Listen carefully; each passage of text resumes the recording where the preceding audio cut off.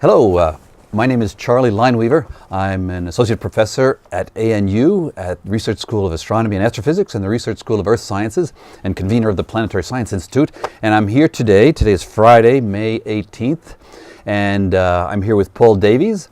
And we're going to be talking about various things that Paul has been working on and we've been working on together.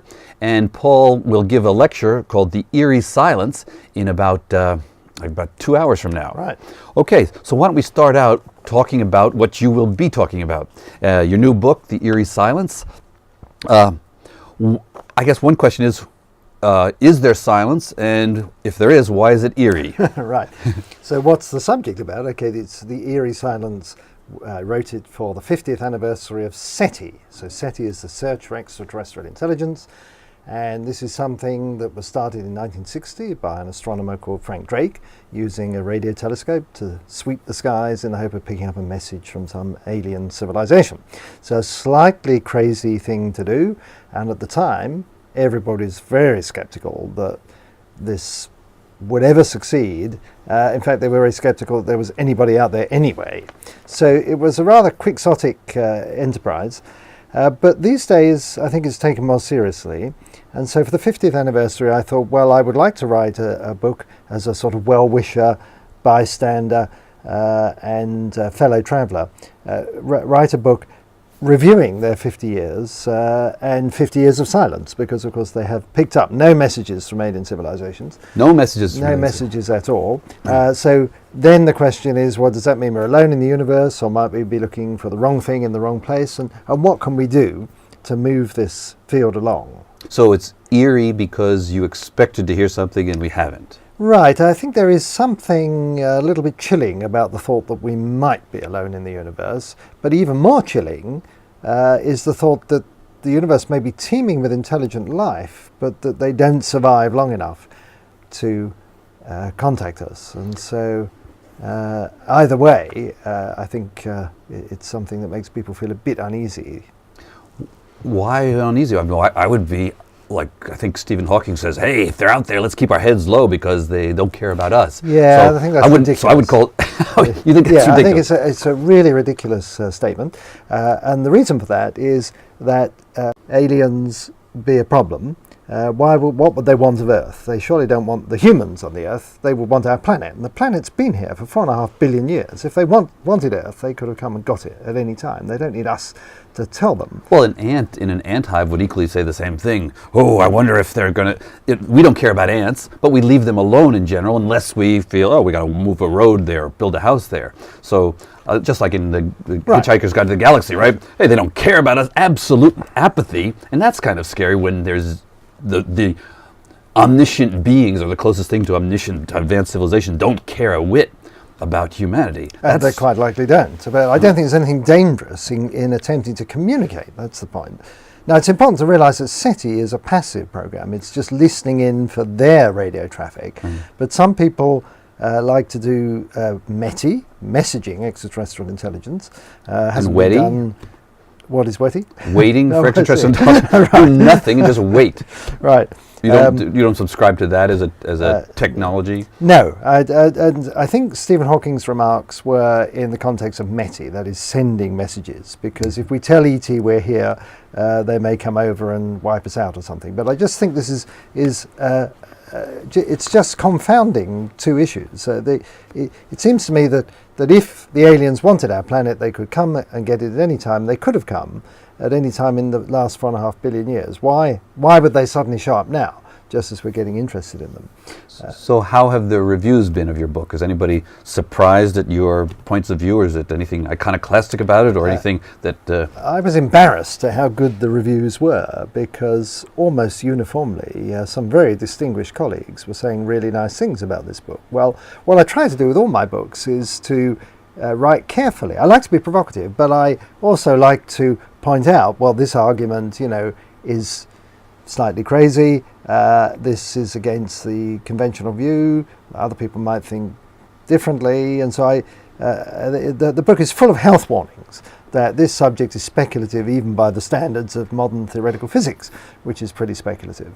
And so I think with all those cautions inserted, then some of my speculations, which I admit are a little bit wild, probably went down well enough with the reviewers. Okay, so you and I think first met in a course called Are We Alone that I was running at UNSW. Yeah. And we had the great Drake equation debate. And one of the things that I'm confused about, the students are confused about, and maybe you're confused about is what the word we means in the question, are we alone? So it could mean, for example, we human beings, or we human-like intelligences, or we the life forms of Earth, or maybe even we the far from equilibrium dissipative systems. Right. And I've said, well, if we define life in this broad way as being a far from equilibrium dissipative system, like a hurricane or convection, then we're not alone. We've already found them, and the story's finished, and no big deal. And it's not eerie anymore because there's no silence, because we can already see ourselves out there. So what do you make of that more iconoclastic, in your disrupting style of probing at the foundations of what the meaning, what the definition of life is? Well, I'm less interested. I was hoping you'd look more favorably on that because of your disruptor. Right. I'm less interested in, for this purpose of SETI, in life, but more interested in intelligence. Mm-hmm. And so the first thing is that if there is intelligent life out there in the universe, I think biological intelligence will be a very short phase in the evolution of intelligence in the universe, because it will very soon hand over to some sort of designed artificial type of intelligence. We're already doing that here on Earth. So the we doesn't just mean sentient beings capable of developing technology. It means they're technological products which are likely to be intellectually far more powerful than their originators and their creators. So according to that's this, that's the community of beings that I'm interested in, whether they exist or not. And so you've taken what humans have done and created a generic group in the universe called human intelligent technological development. In other words, are humans in this respect alone on Earth? Yes, okay. Because we are the only, I would say, truly intelligent animal on Earth. And by truly intelligent, I mean that we're the only one, as far as we know, the only one who has figured out, for example, the laws of physics, and is able to write down equations to predict phenomena like eclipses, or how to send a rocket to Mars, or something like that. We know about the existence of neutrinos, which you can't see in daily life. I don't think ducks or kangaroos know about neutrinos, because it would be hard to know, because well, dogs can catch frisbees and balls, so they know about the path of a ball through the air. But they're and not doing they it by smell integrating. Things that I mean, my dog can find a ball with her nose, and I can't do that. So. Yeah, I hear you saying, "Oh, humans are unique this way, this way, this way," and it makes me want to squint, because every species, we are unique just like every other species. But you think, "Oh, but our ways of being unique are better or more generic than other ways." I'm not necessarily putting that value judgment I think on you it. are, because I would argue that is a crazy idea, because that idea has already been tested. And the tests have been Australia, South America, Madagascar, New Zealand. That is, there have been vertebrates there with brains. If it were good to have a big brain, then we would have seen big brains emerging and evolving on those places over the hundreds of millions of years of the experiment. And to pretend that everything wants to be a human being or evolve in that direction to have technology. And I agree with you there. I don't think that there's any teleology. That is, I don't think evolution is directed towards greater intelligence. I think the human-like intelligence. Yeah, right. So but I want to come back to this idea that a dog can catch a frisbee. Yeah, it's doing that, but it's not doing it by integrating the differential equations and predicting the path of the frisbee. So, wait, stop. But so more than 500 years ago, we couldn't know how to integrate. We didn't have this fancy mathematics you're talking about as our great thing. So we were not human-like intelligent then. We had the potential at that stage. So the modern human brain must have evolved tens of thousands of years ago, but it hasn't realized its potential of a decoding nature until the last 300 years. So it's a very deep mystery, I think, as to why the human brain evolved to have these capabilities when it has no obvious survival value. Well, I would disagree with that. For example, Stephen Jay Gould has made this point about, hey, we can read. It has no obvious survival value, or rather, there couldn't have been selection for our ancestors to read. Therefore, it is a byproduct, is a magical, somehow a supernatural byproduct of evolution. And I'm thinking, well, wait a minute. Visual acuity is one of the prerequisites for reading. Right. That you can easily make up stories about. Oh, we had to look carefully through the tree. Right, I don't think that's... What about the ability to write carefully and move these hands? Well, that's also when you're making stone tools or developing tools of any kind. So I agree with reading. Mathematics, I think, is a different story. So the ability to abstract, the ability to say, okay, wait a minute, let's make a model of what might happen to this ball if I throw it. And that's kind of halfway to mathematics as far as I'm concerned. Well, but... I could draw a picture, I could draw a line here. So, oh, I think it's going to go like this. And then if we have it fast enough, it'll go like this. I mean, mathematics is an abstract thing, and abstract thought, you can easily wave your hands and explain how that might have evolved for a purpose. Yeah, I think you can make up these stories about why it is we've got this extraordinary ability, and it is an extraordinary ability because it's not just a matter of we can put a few squiggles on a piece of paper and just sort of describe the world around us. We can tap into the deep hidden subtext of nature, the laws on which the universe runs. And that's something that you don't need to do to survive in daily life. After all, most people don't do it. Most people get through life. They're able to catch balls and jump across streams and things like that without ever having to understand the principles that underpin those experiences. So the fact that we've got this window into this sort of hidden abstract world does make us special. Now, what I obviously can't prove... Us means we, the mathematical physicists of the Earth? Or well, but I think everybody has the potential to be a mathematical physicist, and in my view, they should be.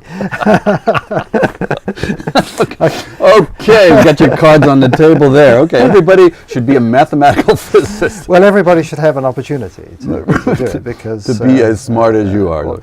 So I divide the world into mathematical physicists and the rest. Okay, all right, well, good. I don't, so okay.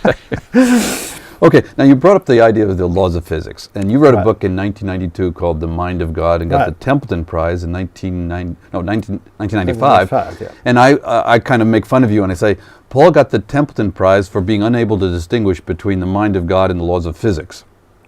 So can you defend yourself? Oh, well, it's depends what you mean by God. Do I need to defend myself for getting a prize? Yes, for those of us the atheists, yes, you need to defend yourself. Well, I blame Stephen Hawking because you see that the term "the mind of God" is in the last sentence of his famous book, A Brief History of Time, in which he said if we could pull all this grand unified theory together, truly we would know the mind of God, and so that was the starting point. But he was using that as a metaphor. Now I think he would call himself an atheist, and he was using it as a metaphor, and maybe to sell some books. And you picked it up to sell some books? Yeah, right. But I've always been interested in these deep issues of existence, whether we can explain the universe, give an ultimate explanation for the universe. And what interests me is the laws of physics.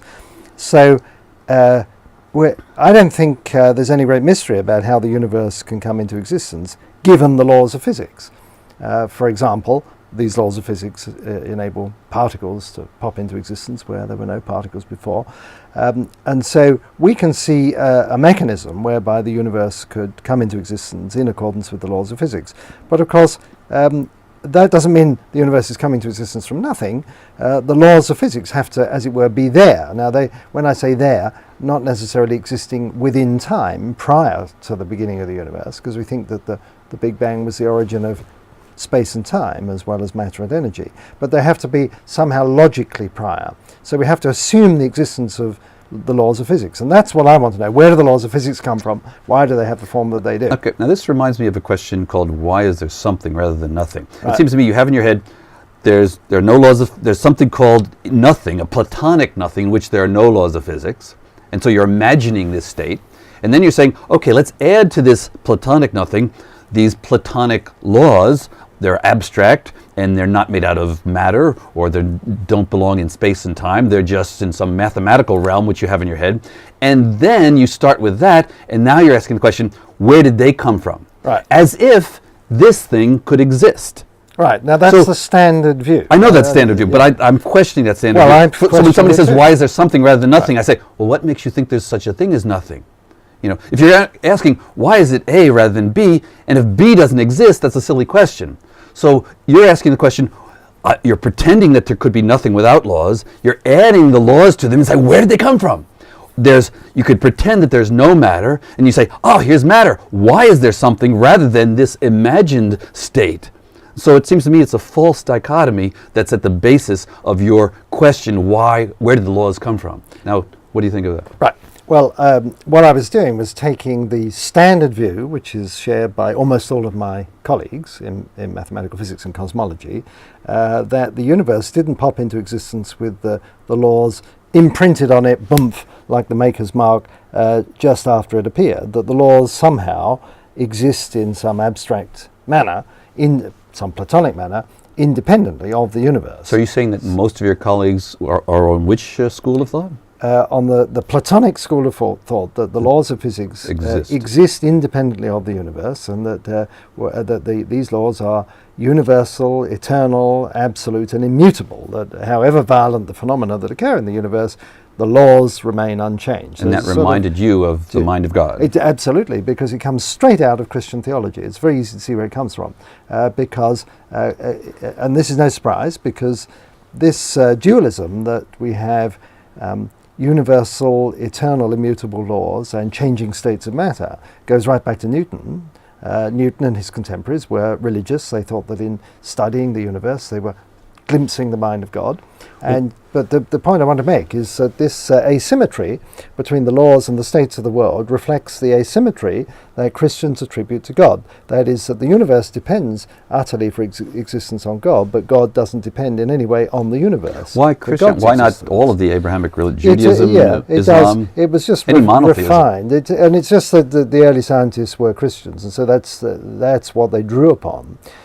So for Newton and his contemporaries, the idea of these immutable laws were precisely, they were thoughts in the mind of God, that these reflected God's eternal, immutable rationality, whereas the world was malleable and changeable. Does it have to be a monotheistic God, or could you have a polytheistic God? I mean, what have your Indian colleagues made of your Templeton Prize in associating the laws of physics, which they study, with a mind of a Christian God rather than Vishnu or... Right, well, it's just that it's a matter of historical fact that science came out of this monotheistic tradition.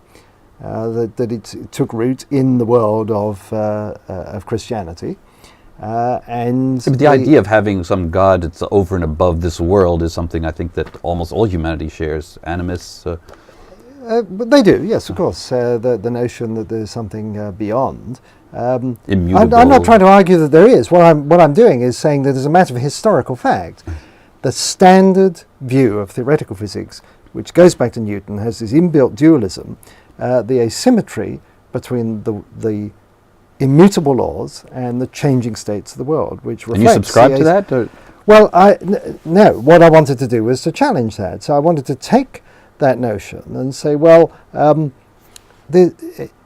saying that the laws of physics exist as a package of marvels that just sort of happens to be, in other words, they exist without explanation, is no better than saying the world was made by God, who exists without explanation. But your confidence in that question depends on your confidence in the belief that there could be an initial state without these things. And then you just moving the buck and say, okay, well, how do you explain that? Whatever you're going to put over there, it's going to have some qualities.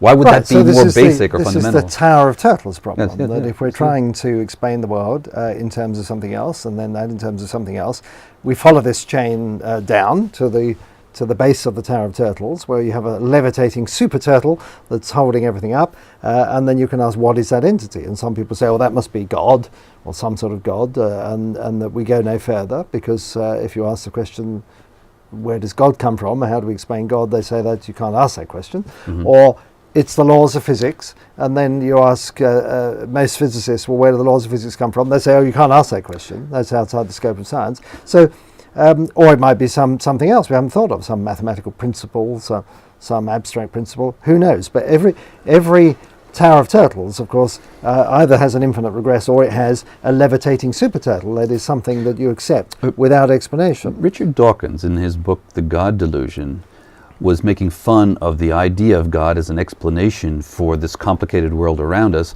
because anything that would create this complicated world would have to be even more complicated. Yeah. Right? So in your view of the, let's substitute, biology with the laws of physics, and wouldn't you have to say anything that could create the laws of physics would have to be even more complicated to have created it?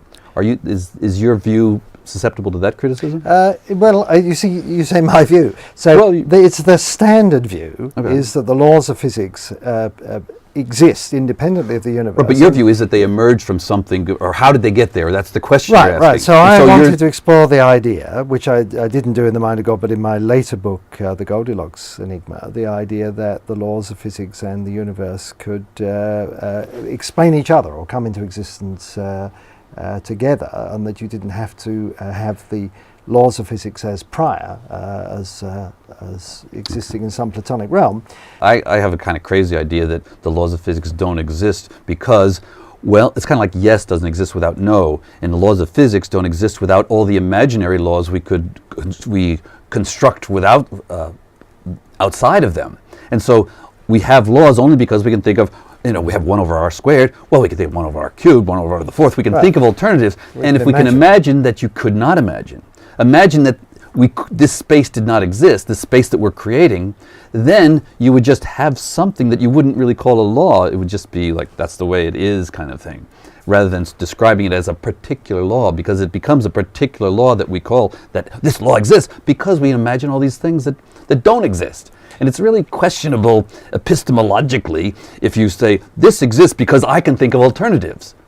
And if you, what do you say to that? Right, well, I tried to, in The Goldilocks Enigma, I tried to unpack all those ideas by saying, well, when it comes down to existence, there are really only 2 natural states of affairs. One is that nothing exists, and the other is that everything exists. In other words, everything that is conceivable, everything that's logically possible, actually is out there. I don't know. Well, how about what exists, and how about that's something in between, isn't it? Yeah, that's the point. No, so if so, I know of only one person who takes seriously the idea that everything exists. That's Max Tegmark at MIT. So I think most people, and certainly most scientists, think that less than everything exists. And if less than everything exists, then there has to be a boundary in the space of all possible things that separates those things which can exist and actually do from those things that could have existed but don't. In other words, we've got 2 categories of things. We've got those that are possible and actual, and those that are possible but never made it. And then you wanted to come up with the question, who gets to choose? Who gets to dignify certain things as being really existing and other things that are rejected as only potentially existing? That's very, very difficult. But I think almost all scientists will accept that less than everything exists, whether it's laws or states of matter or whatever. Okay, let's move on from the mind of God to cancer. Right. Now, you've been working on cancer. Tell us a little bit about your program at cancer, and tell us a little bit about the paper that we both wrote. Right. Well, all this began when I got a phone call from Anna Barker, the Deputy Director of the National Cancer Institute. This was about 5 years ago, in which she said, well, it's nearly 40 years since President Richard Nixon declared war on cancer. And in terms of clinical outcomes, we haven't seen a lot of improvement. And we're spending $5 billion a year of taxpayer money in cancer research, and we're stuck. So why would a cancer oncologist call up a mathematical cosmologist who's a popular writer and ask him about this? Right. Well, the reason was that when I went to Arizona State University, I created a center called the Beyond Center for Fundamental Concepts in Science, and our job is to have the sort of conversations we've just been having. That is to challenge the foundational assumptions across all of the sciences. So stand back from any particular theory or set of ideas and say, how do we really know? Could it be different? What are the hidden assumptions here? She thought that's exactly what people need to do for cancer. In other words, the mainstream cancer researchers take cancer for granted. Oh, of course there's cancer. We've got to cure it. We've got to find a pill that will make it go away. They very rarely stand back and say, well, why is there this thing called cancer? And can we adopt other approaches using physical science, not just in a diagnostic sense, but using physical science to in some way control cancer? And so that was the vision that she had, very bold. But as a result of that, 12 centers were set up. They have this awkward name Physical Science Oncology Centre, and I'm running the one at ASU. And I take quite seriously her mandate to rethink cancer from the bottom up. And so what most strikes, two things that strike me about cancer when I come at it with no previous knowledge.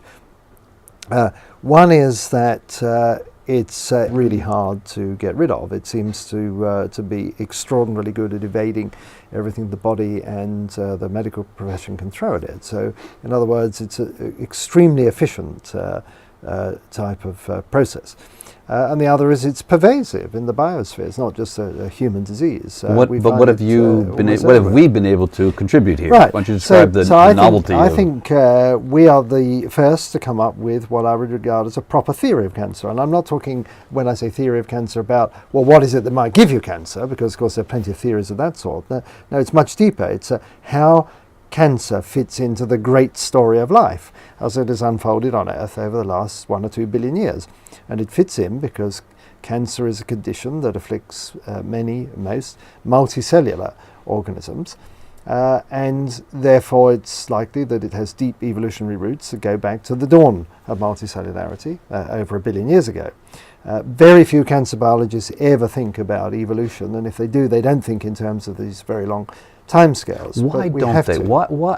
Why are oncologists kind of ignoring evolution? Why do they think they can get away with trying to cure something or fix something or understand something without understanding where it came from? I suppose if you're presented with a patient with a condition here and now, then your natural thought is we've got to get rid of this thing, and there is that tendency to think of cancer as like an invader.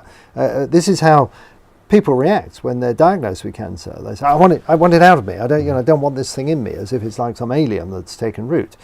But this is not a very helpful reaction, because I think if we're to manage cancer in some more efficient way, and we don't need to cure, I think we could get over this idea that people need to be cured of cancer.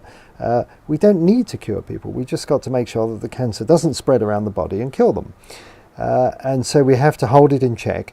So I see cancer as a bit like old age. It would be stupid to say we must cure old age. We can't have this anymore. A lot of people are trying to do that. You can mitigate the effects of old age, and in the same way you can mitigate the effects of cancer. But we could mitigate its effects and manage it so that people, in effect, die of something else. And so that's the goal of the cancer research that you and I are doing. Well, I think so, because if we understand how it fits in to the life story, then we're in with a much better chance of controlling it. And why is that? Well, you might think that if cancer kills people, evolution should have eliminated it a long time ago. But there's a lot of evidence that when you look at the genes that are driving the cancer, these are the same genes that are active in the early stage of embryo development. Of course, we can't get rid of those. They're foundational genes and very ancient genes for that reason. So they lay down the basic body plan. Now, they're supposed to be... I'm going to have to interrupt you. I think we're going to have to stop there. We don't have time to go into any more details about the research that we're doing. But they can read the paper. That's right. Read the paper in Physical Biology, right? Yes. Davies and Lineweaver, an article in Physical Biology. And please read that if you'd like to know more. And Paul, thank you very much for coming here. And I'm looking forward to your lecture in about an hour now. Right. And it was great talking to you. Yeah. I'll shake your hand. Great. Thank you.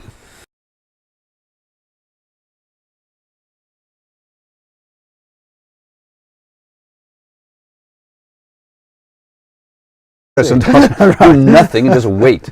Right. You don't subscribe to that as a technology? No. And I think Stephen Hawking's remarks were in the context of METI, that is sending messages, because if we tell ET we're here, they may come over and wipe us out or something. But I just think this is it's just confounding two issues. It seems to me that if the aliens wanted our planet, they could come and get it at any time. They could have come at any time in the last 4.5 billion years. Why would they suddenly show up now, just as we're getting interested in them? So how have the reviews been of your book? Is anybody surprised at your points of view, or is it anything iconoclastic about it, or anything that... I was embarrassed at how good the reviews were, because almost uniformly some very distinguished colleagues were saying really nice things about this book. Well, what I try to do with all my books is to alone in the universe, or might we be looking for the wrong thing in the wrong place, and what can we do to move this field along. So it's eerie because you expected to hear something and we haven't. Right, I think there is something a little bit chilling about the thought that we might be alone in the universe, but even more chilling is the thought that the universe may be teeming with intelligent life, but that they don't survive long enough to contact us. And so either way, I think it's something that makes people feel a bit uneasy. Why uneasy? I mean, I would be like, I think Stephen Hawking says, hey, if they're out there, let's keep our heads low because they don't care about us. Yeah, so I think that's ridiculous. So I would call it, you think it's ridiculous? I think it's a really ridiculous statement. And the reason for that is that aliens be a problem. What would they want of Earth? They surely don't want... Hello, my name is Charley Lineweaver. I'm an associate professor at ANU at Research School of Astronomy and Astrophysics and the Research School of Earth Sciences and convener of the Planetary Science Institute. And I'm here today. Today is Friday, May 18th, and I'm here with Paul Davies. And we're going to be talking about various things that Paul has been working on and we've been working on together. And Paul will give a lecture called The Eerie Silence in about 2 hours from now. Right. Okay, so why don't we start out talking about what you will be talking about. Your new book, The Eerie Silence. I guess one question is there silence? And if there is, why is it eerie? Right. So what's the subject about? Okay, it's The Eerie Silence.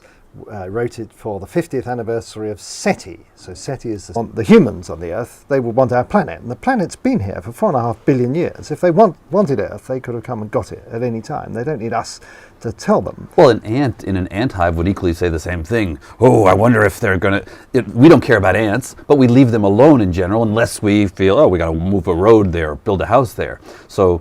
just like in the right. Hitchhiker's Guide to the Galaxy, right? Hey, they don't care about us. Absolute apathy. And that's kind of scary when there's the omniscient beings, or the closest thing to omniscient advanced civilization, don't care a whit about humanity. They quite likely don't. But I don't think there's anything dangerous in attempting to communicate. That's the point.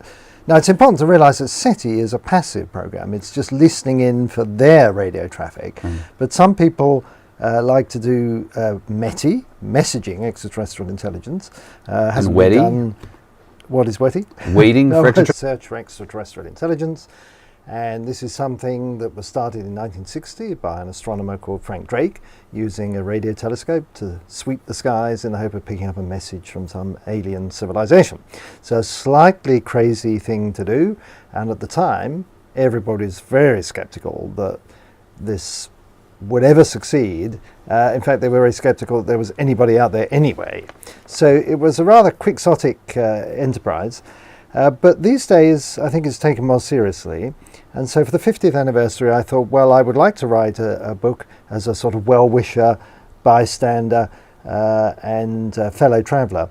Write a book reviewing their 50 years and 50 years of silence, because of course they have picked up no messages from alien civilizations. No messages. No messages at all.